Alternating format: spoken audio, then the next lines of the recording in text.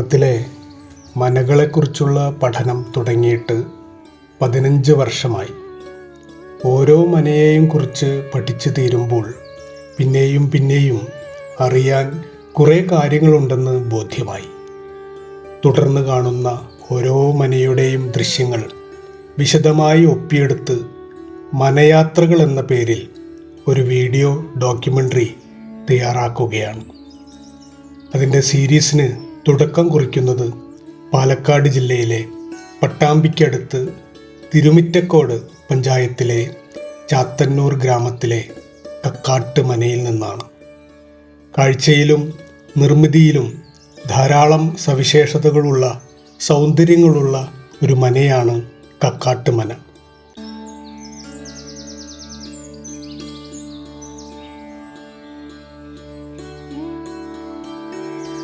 പ്രധാനപ്പെട്ട നമ്പൂതിരി ഇല്ലങ്ങളിൽ ഒന്നാണ് ചാത്തന്നൂർ കക്കാട്ടുമന. കക്കാട്ടുമനയെക്കുറിച്ച് പറയുമ്പോൾ തന്നെ നമ്മൾ ആദ്യം സൂചിപ്പിക്കേണ്ട ഒന്നാണ്, കക്കാട്ടുമനക്കാർ അഷ്ടഗ്രഹത്തിലെ ആഢ്യന്മാരാണ്. എന്താണ് അഷ്ടഗ്രഹത്തിലെ ആഢ്യന്മാരെന്ന് വെച്ച് കഴിഞ്ഞാൽ നമ്മളെല്ലാവരും കേട്ടിട്ടുണ്ടാവും. പ്രമുഖ ഒരു ഇതിഹാസമായ അല്ലെങ്കിൽ യാഗാദി സമ്പ്രദായങ്ങളെ തിരിച്ച് കേരളത്തിലേക്ക് കൊണ്ടുപോകുന്ന മേഴത്തോൾ അഗ്നിഹോത്രിയുമായി ബന്ധപ്പെട്ടതാണ് നമ്മുടെ അഷ്ടഗ്രഹത്തിലെ ആഢ്യന്മാരെന്ന് പറയുന്നത്. ഈ അഷ്ടഗ്രഹത്തിലെ ആഢ്യന്മാരായ വെള്ളഗ്രഹത്തിലെ ഒരു ഗൃഹമാണ് മറവഞ്ചേരി ഗ്രഹം. ഏകദേശം 5 നൂറ്റാണ്ട് മുന്നേ മറവഞ്ചേരിയിൽ നിന്ന് ചാത്തന്നൂർ ഭാഗത്തേക്ക് വന്ന ഒരു കുടുംബമാണ് കക്കാട്ട്. മറവഞ്ചേരി കക്കാട്ട് എന്നാണ് പറയുക. ഒന്ന് മറവഞ്ചേരി കക്കാട്ട്, മറ്റൊന്ന് മറവഞ്ചേരി ഒഴുകിൽ, മറ്റൊന്ന് മറവഞ്ചേരി തെക്കേടത്ത്, മറ്റൊന്ന് മറവഞ്ചേരി കിഴക്കേടത്ത്. ഇങ്ങനെ 4 പരമ്പരകളാണ് ഇവിടെ വന്ന് മാറി, 4ആയി വിഞ്ഞു. ഒന്ന് വന്നു, 4ആയി മാറി. പിന്നെ മറ്റൊരു കഥ കൂടിയുണ്ട്. ഈ നാടിന് ചാത്തന്നൂരിൽ നിന്ന് പേര് വരാൻ കൂടി ബന്ധപ്പെട്ടതും ഈ കക്കാട്ടുമായി ബന്ധപ്പെട്ടാണ് പറയുന്നത്. പണ്ട് മറവഞ്ചേരിയിൽ നിന്ന് 2 നമ്പൂതിരിമാർ സഹോദരന്മാരുണ്ടായിരുന്നു. അവരൊരു തർക്ക സമയത്ത് ഒരാൾ പുഴയിലേക്ക് എടുത്ത് മാറി ചാടിയിട്ട് കിഴക്ക് നോക്കി നമ്മുടെ ആറങ്ങോട്ടുകര ഭാഗത്ത് വന്നു എന്നും ഇവിടുത്തെ ദേശവാഴ എടുത്തു എന്ന് പറഞ്ഞു, ഞങ്ങൾക്ക് ഇവിടെ ഒരു ഇടം വേണം ഭജിച്ചിരിക്കാൻ വേണ്ടി.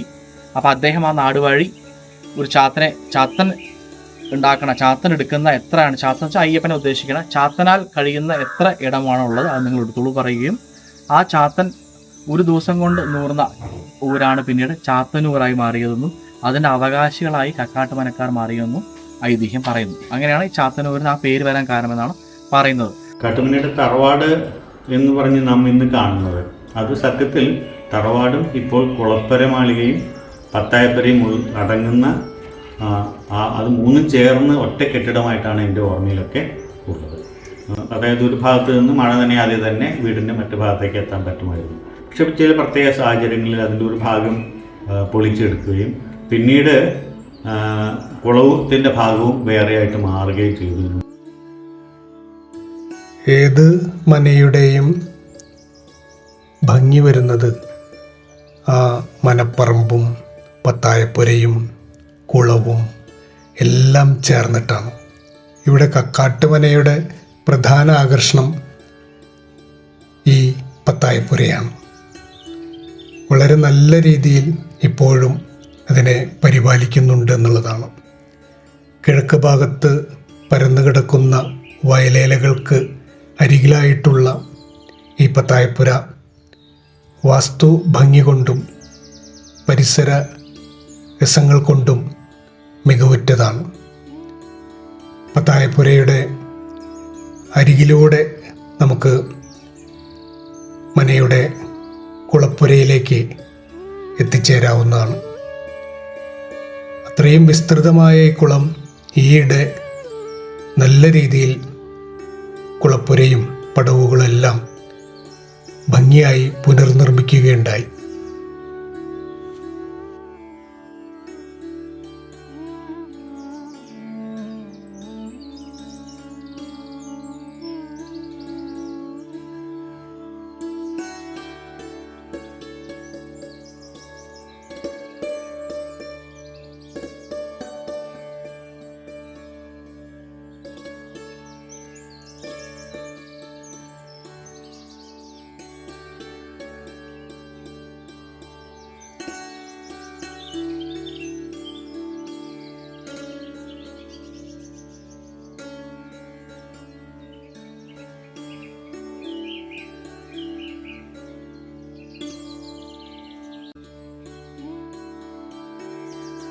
ജനിച്ചു വളർന്ന സ്ഥലമാണ്. അപ്പോൾ സ്വാഭാവികമായിട്ട് ഓർമ്മകൾ മാത്രമേ ഉള്ളൂ.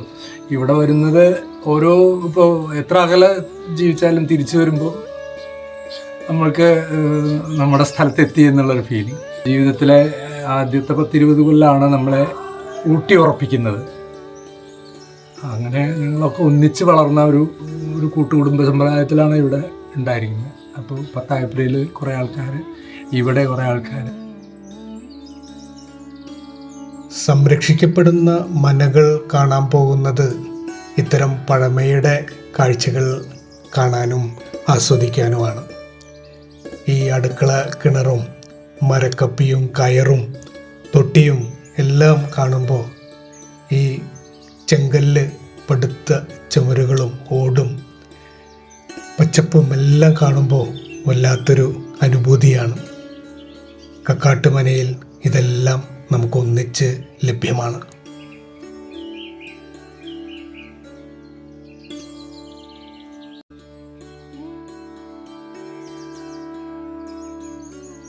കക്കാട്ടുമനയ്ക്ക് എത്ര പഴക്കമുണ്ടെന്നുള്ള ചോദ്യത്തിന് കൃത്യമൊരു കൊല്ലം പറയാനാകില്ലെങ്കിലും 200 വർഷം പഴക്കം പറയുന്നുണ്ട്.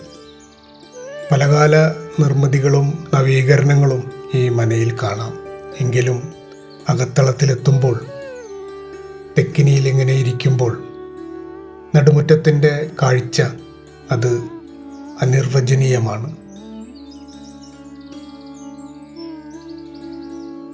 വാസ്തുശാസ്ത്രം പഠിക്കുന്നവർക്ക് നല്ലൊരു പാഠപുസ്തകമാണ് കക്കാട്ടുമന. കർണസൂത്രം പോലുള്ള വാസ്തു സങ്കേതങ്ങൾ നേരിൽ കണ്ടു പഠിക്കാൻ നമുക്ക് സാധിക്കുന്നു. തെക്ക് പടിഞ്ഞാറ് കോണിൽ നിന്ന് വടക്ക് കിഴക്കേ കോണിലേക്കുള്ള രേഖയായ കർണസൂത്രം കക്കാട്ടുമനയിൽ നമുക്ക് നേരിൽ കണ്ടുപഠിക്കാവുന്നതാണ്.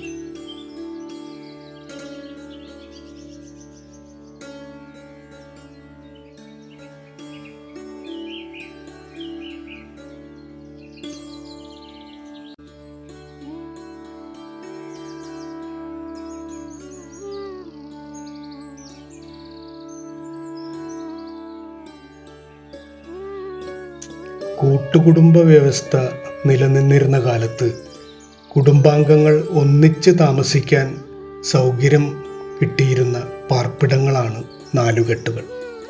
ചതുശാലകളെന്നും പറയും. അന്നാലയം കിഴക്കിനി, ധാന്യാലയം തെക്കിനി, ധനാലയം പടിഞ്ഞാറ്റി, വിശ്രമാലയം വടക്കിനി ഇങ്ങനെ പറയാറുണ്ട്. കിഴക്കിനി പ്രധാനമായും പൂജ, ഊൺമുറി, മറ്റ് ഗൃഹകാര്യങ്ങൾക്ക് വേണ്ടിയാണ്. ധാന്യാലയം തെക്കിനി അത് ധനം, വിദ്യ, ശയനം, അതിഥി അവയ്ക്ക് വേണ്ടിയുള്ളതാണ്. പടിഞ്ഞാറ്റി ധനാലയം അത് പേര് പറയുന്ന പോലെ തന്നെ ധനം, വിദ്യ, ശയനം, അതിഥിക്ക് വേണ്ടിയുള്ളതാണ്. വിശ്രമാലയം വടക്കിനി അവിടെയാണ് പൂജ, ഊൺമുറി, മറ്റ് ഗൃഹകാര്യങ്ങളൊക്കെ ചെയ്യുന്നത്. ഇങ്ങനെ 4 ശാലകൾ, 4 കെട്ടുകളാണുള്ളത്. വടക്കിനി, കിഴക്കിനി, നാലവയുണ്ട്. പണ്ട് അടുക്കള ഉണ്ടായിരുന്നു, അത് പൊളിച്ചിട്ട് പൊളിച്ച കുളത്തിൻ്റെ ഇവിടുന്ന് കുളിക്കാൻ പോകണമെങ്കിൽ മഴ കൊള്ളാതെ കുളിക്കാൻ പോകാൻ ഒരു സ്ഥലം ഉണ്ടായിരുന്നു.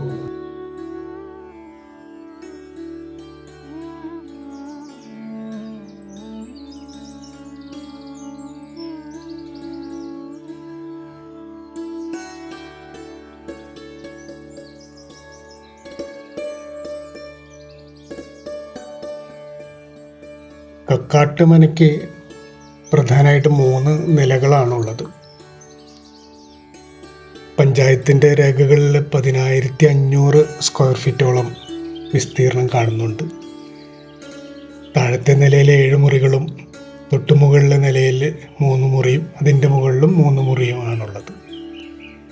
മുകളിലത്തെ നിലയിലെ ജാലകം ഇങ്ങനെ തുറക്കുമ്പോൾ മുറ്റത്തേക്കുള്ള കാഴ്ച അതിമനോഹരമാണ്. നിറയെ മരപ്പണികളാണ്.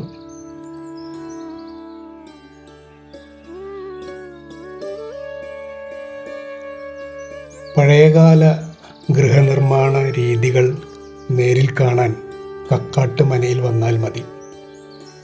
കുമ്മായവും ശർക്കരയും ചേർത്ത് സുർക്ക എന്ന പേരിലൊക്കെ അറിയപ്പെട്ടിരുന്ന, സുന്നാമിക്ക എന്ന പേരിലൊക്കെ അറിയപ്പെട്ടിരുന്ന മിശ്രിതം കൊണ്ടാണ് ഇവിടുത്തെ ചുമർപണികൾ. ഓവറ പോലുള്ള പഴയകാല ബാത്റൂം സംവിധാനങ്ങളും ഇവിടെ വന്നാൽ നമുക്ക് കാണാൻ സാധിക്കും. പ്രകൃതി ഇണങ്ങി ജീവിക്കുന്ന പക്ഷികളും മരപ്പട്ടികളും എല്ലാ പക്ഷികളെ പോലുള്ള മൃഗങ്ങളൊക്കെ അങ്ങനത്തതൊക്കെ ഇവിടെ താമസിക്കാൻ ഇഷ്ടംപോലെ ഏരിയകളുണ്ട്. അവർക്ക് മുകളിലൊക്കെ തുറന്ന സ്ഥലങ്ങളാണ്, ഏറ്റവും മുകളിൽ തുറന്ന സ്ഥലങ്ങളാണ്. ഓടിൻ്റെ അവിടെ മേഞ്ഞതിൻ്റെ മുകളിൽ നല്ല സ്ഥലങ്ങളാണ്. അവിടെ അവരിങ്ങനെ വിശാലമായി വന്നു പോയിക്കൊണ്ടിരിക്കും. ചെല്ല് ഞങ്ങൾ തുറന്നിട്ടിരിക്കുക.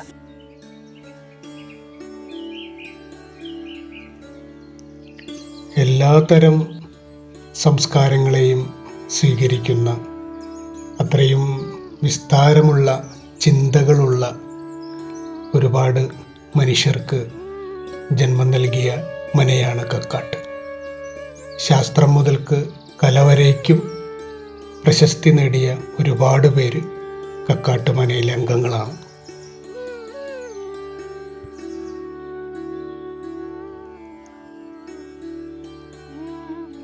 പരിസ്ഥിതിയോട് സൗഹൃദം പുലർത്തുന്ന പല രീതിയിലുള്ള മരപ്പണികൾ കാണണമെങ്കിൽ കക്കാട്ട് മനയിൽ വന്നാൽ മതി. പഴയകാല രീതിയിലുള്ള വാസ്തു ശില്പങ്ങളും വാസ്തുരീതികളും നമുക്ക് കക്കാട്ട് മനയിൽ നേരിൽ കാണാവുന്നതാണ്. ഇവിടുത്തെ ചുമരിൻ്റെ വണ്ണം അത്രയും ശ്രദ്ധേയമാണ്.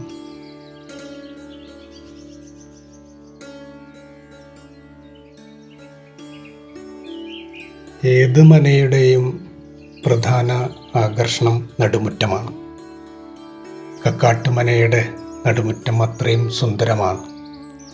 നടുമുറ്റത്തുനിന്ന് വടക്കിനിയിലേക്ക് കടക്കുമ്പോൾ ശ്രീലകമാണ്.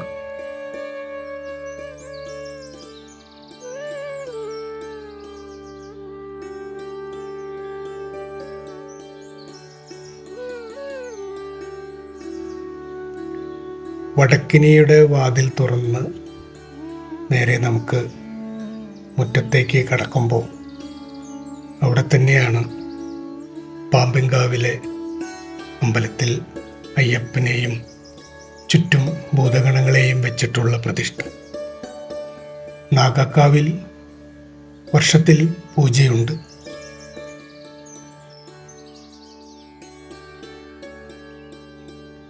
ആഢ്യഗ്രഹങ്ങളിൽ 2 അടുക്കളയെങ്കിലും കാണാറുണ്ട്.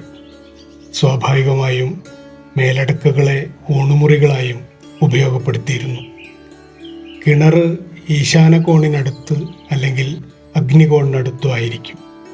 മഴവെള്ളം വീഴണമെന്നും സൂര്യവെളിച്ചം തട്ടണമെന്നും നിയമമുണ്ടായിരുന്നു.